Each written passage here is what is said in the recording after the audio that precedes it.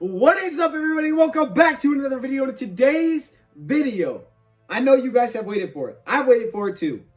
Today, we're going to be looking at my Detroit Lions versus Green Bay Packers prediction for week number 2. Hashtag Pack Week. Let's get it started. You know, I got to shout out DoseOfDion, man, because it was actually the first time I went live on YouTube. And, you know, guys don't know, DoseOfDion, he put out a lot of good content for the Detroit Lions. Welcome everybody to another video. Glad you guys are here.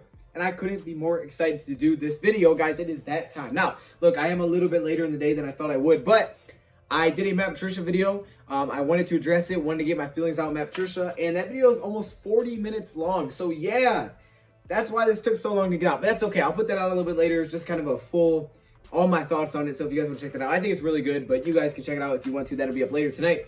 Anyways, I want to try to get this video up first, and that is discussing this matchup. This NFC North divisional rival, this game with crazy expectations, crazy hype. Lions and Packers. I am so excited to watch this game this Sunday. I mean, I'm excited to see every game, but it's just something about the Packers. On the road, too. You're just, man, you just want to beat that team. So I am very, very locked into this one. And I've done 2 game plan videos during the week, offensively and defensively. So I think I am mentally prepped to watch this game. And today we got some more injury updates. We have a few ins and outs that have already been decided, so that definitely helped me for my prediction. I really had to wait for that to make a honest prediction. So now that we have those, I can make my prediction. Let's get into it. We have the Detroit Lions, who last week lost to Chicago Bears 27-23. If you're a Lions fan, you all know how that one went down. And then we have the Green Bay Packers, who last week won their game against the Minnesota Vikings 43-34. The Green Bay Packers put up a lot of points in this game, as you can tell. Now, again, if you guys want a full breakdown on how I think the Lions are going to slow them down, and also how I think they'll score on them, I have 2 different videos for that. So this one, I'll touch on some points, but I'm not going to go into detail as much. This one's kind of just an overview of everything, injuries, a little bit of game plan, and also my prediction, okay? That's what today's video is. So, we're first off going to start with the keys. The keys to success for the Detroit Lions heading into this game. The first one, rushing the ball inside. Establish the running game first and foremost, especially in the interior of that Packers defensive line. The Packers don't have a very good run defense. And now with Kenny Clark, who today was listed as out for Sunday's game, it's going to leave another big hole for the Detroit Lions to try to exploit on the ground. And last week with Adrian Peterson, we saw that that guy just still has it. Over 90 yards rushing, averaging over 5 yards per carry, well over 5 yards per carry. He looked very, very good out of the Detroit Lions backfield. And going up against the Green Bay Packers, a team that can put up a lot of points, a team that you need to win the time of possession battle, rushing the football will be the biggest key for the Detroit Lions to success in this one.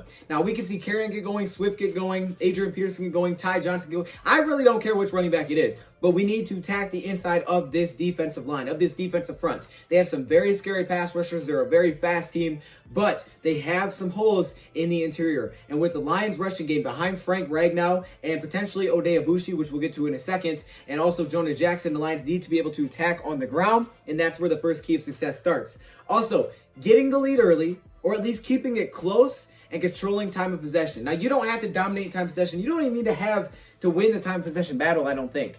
But it can't be like the Vikings game. It can't be 42-18. You can't let the Green Bay Packers jump up 2 scores and force you to pass the football. That way they can play their strength. The Packers, like I said, they're not very good at stopping the run. But what they do have is pass rushers on deck. They have speed rushers. They have both the Smith brothers. They have guys that can get to the quarterback in a hurry. So what the Detroit Lions need to do is keep it close. Don't get in a situation where you're playing from behind by multiple scores and all you can do is pass the ball, because all the Packers are going to do is pin their earbacks and just come at you, especially with no Kenny Galladay in this Sunday's game. The Lions need to make sure they establish that running game, which can ultimately set up play action and, you know, draws. I think draws are going to be huge as well. Again, go check out my game plan video. But rushing the football on the inside is going to be huge, and trying to control time possession. The Minnesota Vikings were fine, but then they shot themselves in the foot with a safety and then a pick. And all of a sudden the game flipped and they never got back into it. Never had a chance. And all of a sudden the Packers played their strength, which was getting to the quarterback. They were going to put the Smith brothers inside over the center. Center can't block that. And it was just a mess offensively, really, until the 4th quarter. So those are the first 2 keys. And finally, defensively, the key for the Detroit Lions is containing the outside, okay? Containing the outside. Matt Patricia even discussed this, but I've seen when I watch them, everything the Packers do is to the outside. They want to use their speed. They want to use their explosiveness. Everything to the outside, they want to use motions, jet sweeps. They had 3 jet sweeps on their first drive against Minnesota. Everything to the outside, screens, whatever it may be, out routes. They want to get to the sidelines. They want to make plays on the edge. They want to force you to, they want to get to the outside. So for the Detroit Lions, they need to contain everything. Now, Aaron Rodgers isn't the most mobile quarterback, but he's pretty darn mobile. Like, he's not Russell Wilson, but he can move around as well. So obviously contain a guy like Aaron Rodgers, but contain the boundaries, man. The Lions need to be able to contain these running backs. When you get Swerve Irvin out there, and you get some of those other players like Devontae Adams and your Alan Lazard, and you get Aaron Jones, when you get those guys to the outside, Jamal Williams, the Lions need to be able to contain. So it's going to be very important for those edge defenders, your Jamie Collins, your Christian Jones, especially your Jared Davis, really all your linebackers in general, because we saw last week that Eric Kendricks had a huge game against the Packers, who has to do a lot. And also the cornerbacks must be able to tackle. They're going to be put in situations where they must be able to tackle on the outside, which is good because that's how the Lions draft their cornerbacks. So they should be ready to go for this one. So those are the 3 main keys, and also no turnovers. We can't be turning the ball over, especially on the road. When you're trying to get upset, turning the ball over is a no-go. You can't be doing that. If you do, you better force them as well. Now moving on to the Packers side of things, what are their keys coming into this game? They are favored by 6.5 points. The 2 keys that I have for them is 1, get up early. The opposite of us, they want to get up early. They don't want this to be a game where we can run it down their throat and we can keep it, how we want it, where we control what's going on. No, they want to get up, lead, and they want to just stomp it. They want to just stomp and keep adding to that lead. And they just want to keep adding to it. And then on the defensive side, they want to make Matthew Stafford uncomfortable with some offensive line injuries and get to the quarterback as fast as possible. We don't want that. We want the opposite. We want to be able to run the football, control the clock. They want to get up early, and they want to make it so we have to play from behind. And also, they want to find mismatches on the offensive side of the ball. We have injuries in the secondary. They're going to be trying to find mismatches. Aaron Rodgers is one of the best quarterbacks at doing that, so we have to do our best to try to throw them off balance the best that we can, mix up some defenses, maybe bring pressure, maybe don't. Mix everything together, okay? Keep them guessing to the best of your ability. So those are the keys of the game for both the teams. Now, looking at the injury report that we do have as of now, there is no Desmond Trufant, there is no Kenny Galladay, and there is no Justin Coleman. He was placed on IR early. So as you can see, 3 big names not playing for the Detroit Lions. Some people think Galladay's holding out. I don't know. I'm not going to get into that. I don't think he is. I think it's a legit injury, but who knows? I mean, I have no idea. We'll wait and see what comes out there. Either way, he's not playing. Joe Dahl also out, who is our left guard. That means Oday Abushi looks like he'll start there, but keep an eye on guys like Logan Stenberg or Kenny Wiggins that could potentially take that role over. Desmond Trufant not playing. We heard earlier in the week that he could play, but he will not be playing. He did have limited practice today, but it wasn't enough to get him on the field for Sunday. So no Desmond Trufant, and again, no Kenny Galladay, no Justin Coleman.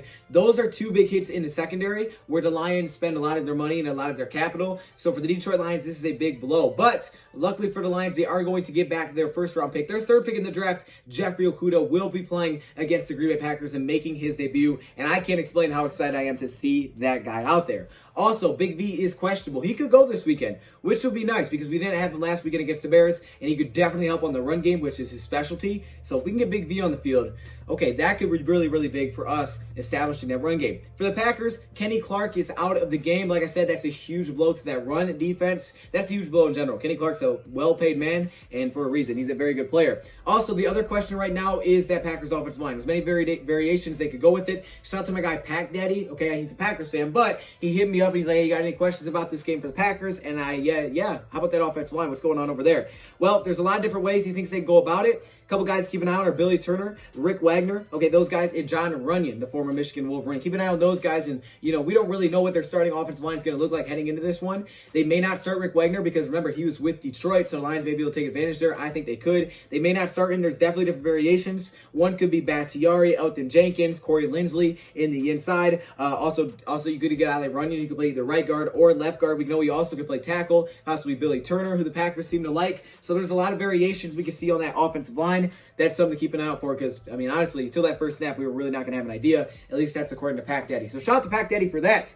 And for the Detroit Lions, one of their biggest positional groups, the cornerback spot, is where I'm really keeping my look. I mean, this is where I was trying to make my decision on my prediction. Okudah couldn't go. There was no way I was probably not going to pick the Lions. I mean, it would have hurt, but I was not going to pick the Lions because, that's just too many guys down. But the cornerback group right now looks like this: Jeff Okudah, Amani Oruwariye, and Daryl Roberts. And behind that, we got some question marks. We got Chris Jones, who we signed. We got D. Virgin's probably be activated. You got Tony McRae. No Michael Ford because he's on IR. So the guy that I would keep an eye out for out of this group is Daryl Roberts. How well can Daryl Roberts hold up? He gave him a completion early. He wasn't bad. He graded out actually pretty well according to PFF.